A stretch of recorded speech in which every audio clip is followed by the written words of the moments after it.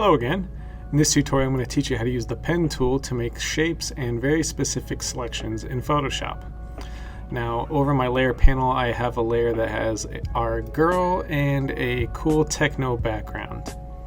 So let's pretend like I want to change her shirt to basically have this cool neon grid as its pattern. So I'm going to come over here and hit the pen tool, or you can hit P on the keyboard, and I'm just going to go around and click around the silhouette of her shirt. So right around here it looks like it curves, and I can make this path curve if I click, hold, and drag, and then you'll notice it gives these little handles on the side that control the direction and amount of that curve. And we'll go right about here. Yeah, it looks about good. Oops, and I missed quite a bit there, but I'll fix that in just a second. And let's go over here.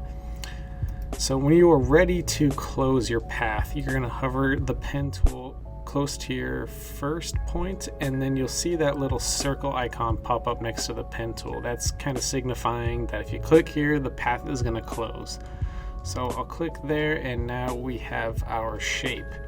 Now I want to fix this guy over here, so I'm going to click on the white arrow tool, which will let me click on that individual point and drag it to where I want. And let's make you a little bit bigger, and cool, we'll call that good. So now if I right click anywhere on that path, I should be able to select make a selection, and then a little window will pop up asking if I wanted to feather or basically make this edge a little bit fuzzier, and I'm gonna say nope and hit OK. So now we have the little marching ants going all along our path that we created. Although I'm still seeing, yeah, it still has a green stroke, so that must be from the stroke that I left on for my pen. So I'm gonna just bring that to 0 because we don't need any green stroke on this thing. So, oh, and that looks good. So I've got my selection, but it created a new shape layer once I started using that pen tool. So I'm gonna click on the girl layer and hit that mask button. Whoop, that did the opposite of what I wanted. Hit W for the selection tool so I can right click and tell it to select the inverse, and now I can apply that, and ooh, that's a really cool shirt.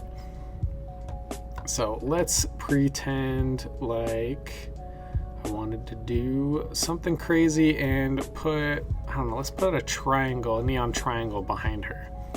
So to do that, I'm going to hit the pen tool again,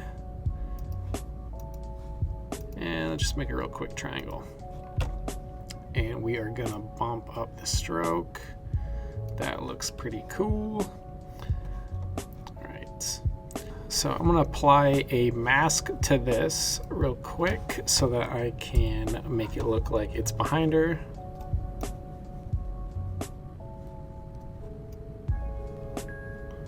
And we'll call that good for a real quick. That's a really quick job, but you get the idea. So now I can select this part, and I'll go to filter, give it a blur to make it look a little pixelated, or neon.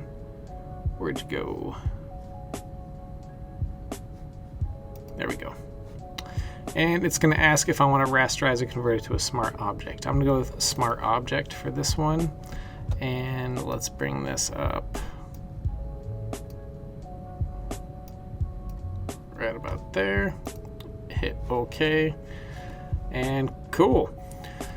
So that is how you use the pen tool to make very simple shapes. You have to rasterize it or convert it to a smart object if you want to do anything more with it. But you can also use the pen tool to make very specific selections if your quick selection tool or the select and mask tool just aren't doing what you want. And you can go around and draw it out with the pen tool and turn it into a selection too. If you have any other questions on how to use this tool or would like one-on-one help, come to the Multimedia Lab. Thank you.